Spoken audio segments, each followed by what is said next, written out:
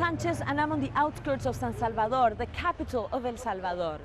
Today I will take you on a journey and give you an exclusive look into what Central Americans consider their biggest security threat, the Mara Salvatrucha and the 18th Street gangs. The violence stemming from gang life has reached epidemic proportions, and it is having devastating effects here in El Salvador and in neighboring Honduras and Guatemala. But the gang culture, whose roots are in the United States, has spread to places as far away as Canada, South America, and even Europe. In the United States, the Federal Bureau of Investigations has formed a national task force to combat these groups. One tactic, the U.S. is aggressively deporting gang members back to their native countries. And now gang members are flooding the streets throughout Central America, where death and despair reign. Making matters worse, there is little hope for those who want to leave the gang. Today, I will introduce you to gang members, their initiation rites, and their way of life.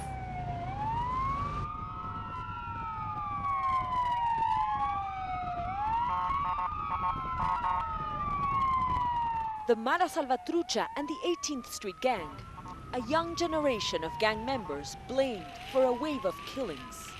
They are trapped in a cycle of violence, revenge, and death. This is La Campanera, one of the code red zones in the heart of San Salvador. A poor frontline neighborhood in the battle between gangs and the police. Here, the Barrio 18 or 18th Street Gang is calling the shots.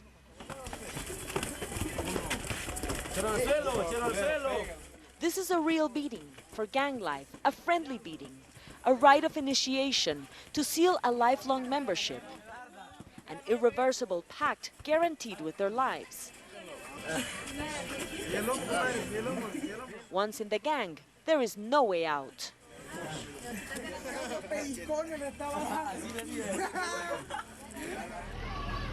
They agreed to allow outsiders in to listen to their story into the place they call their own. ¿Qué edad tienes tú? 18. ¿Tú qué edad tienes? 18. This is who they are, young, poor, and branded. They live in the open, yet confined.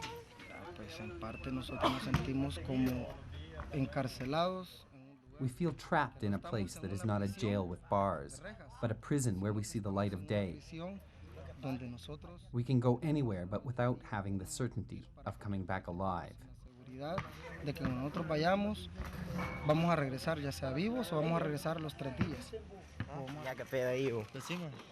La Campanera is the only home they've known, and this is their only family.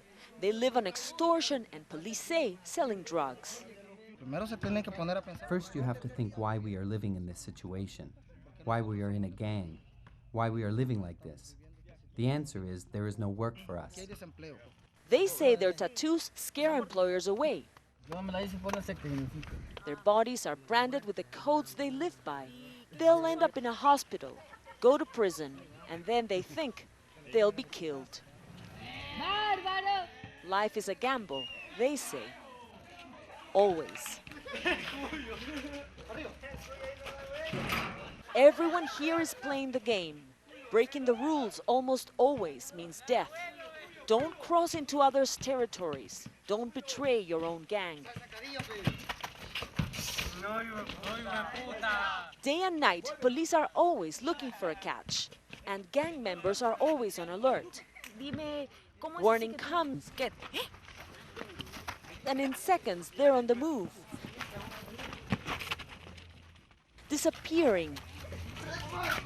Barely evading the police patrol. Police insist most homicides are gang-related. More than 3,700 killed in El Salvador in 2005. In Honduras, gang violence killed 2,700.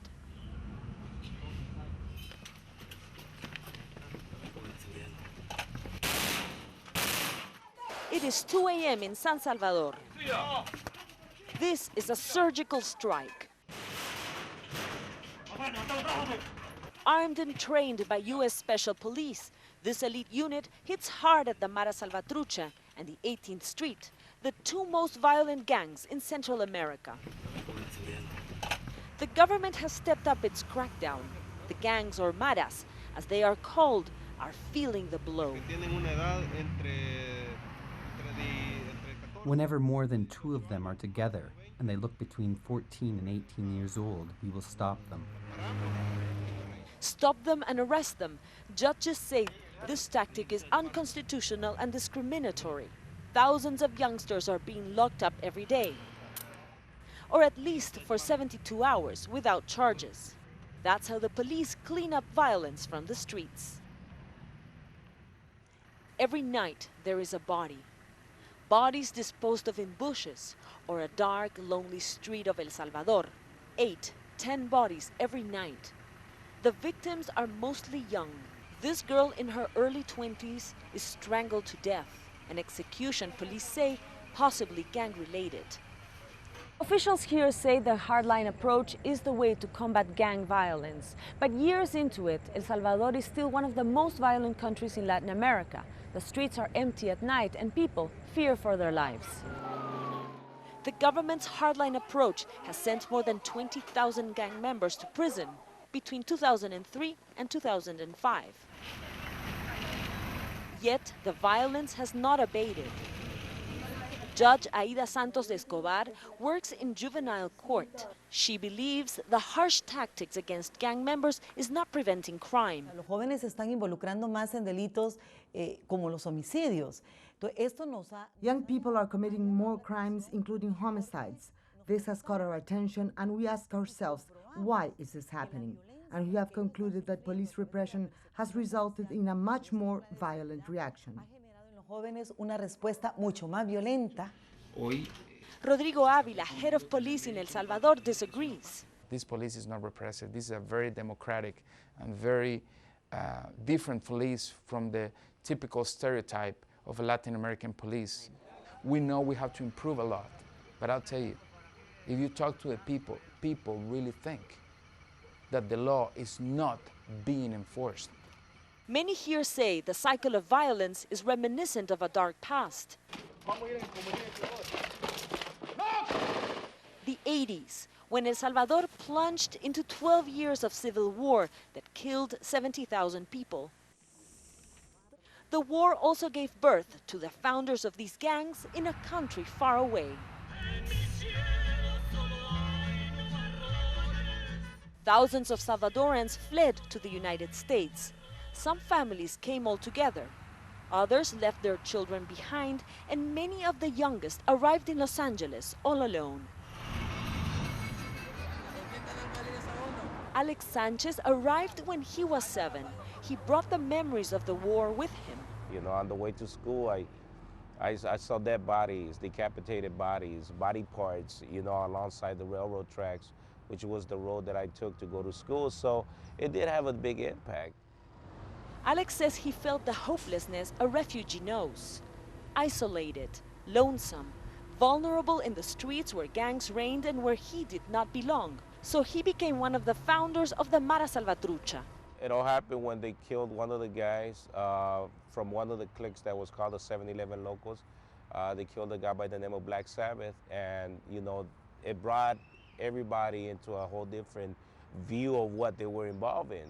You know, it wasn't about the one-on-one fights or the rumbles in the schools or in the parks. Now it was about a life or a taking over somebody's life, and we had one taken. This is one of the streets where the Salvadoran kids once plotted their crimes and gained their strength. Here, a court order prohibits gang members from hanging out.